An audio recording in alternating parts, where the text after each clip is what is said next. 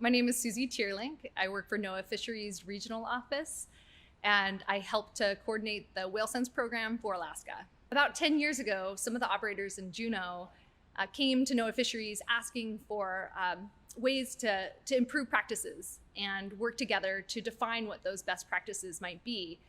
And instead of starting a new program, instead of reinventing the wheel, we worked with those operators to bring an existing program from the Atlantic to Alaska.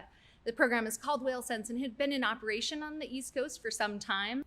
In Juneau, there are 19 member companies that are currently in operation in Juneau, and we started with 5. So it's been growing ever since the program started in 2015.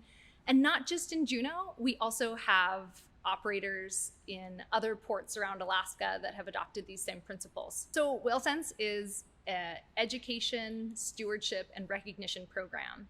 So it's like an ego label where we work with operators willing to go above and beyond and who agree to higher standards of practice. This also includes higher standards of practice for education on board whale watching boats. We offer training for the crew in WhaleSense companies so that they can better inspire marine conservation, whale conservation, and have better information about biology, physiology, and best practices.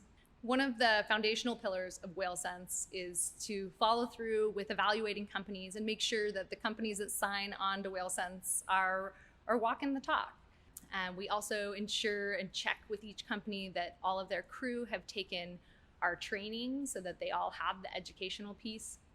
And we even go on whale watching boats themselves in incognito ride-alongs, where we don't tell them that we're joining their trip, but we send trained evaluators to go on the trip and make observations and report back.